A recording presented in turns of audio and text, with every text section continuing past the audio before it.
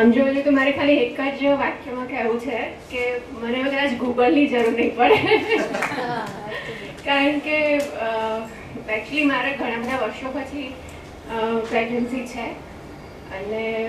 મેં બહુ બધું શરૂઆતમાં બહુ જ ટ્રીટમેન્ટ કરાવી અને પછી બધા જ રિપોર્ટ્સ નોર્મલ આવતા હતા, એટલે પછી થોડા વર્ષો છોડી બી દીધી ટ્રીટમેન્ટ કે હવે કાંઈ નથી કરવું, ભગવાન પર શ્રદ્ધા રાખીએ, જો આપવો હશે તો આપશે, નહીં આપે તો કાંઈ નહીં, આપણે તો છીએ જ, આપણે શોખી જ છીએ, આપણે બંને તો એકબીજા સાથે ખુશ છીએ.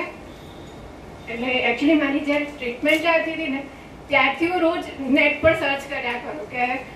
પ્રેગ્નન્સીમાં શું કરવું જોઈએ, શું ના કરવું જોઈએ, ફર્સ્ટ વીક એટલે ક્યારે તમને ખબર પડે, પછી કયા વીકમાં શું ડેવલપમેન્ટ થાય, ઇવન અત્યારે પણ કે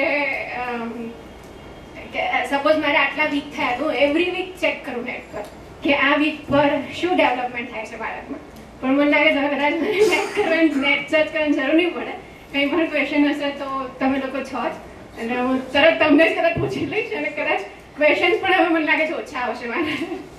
તો થેન્ક યુ સો મચ.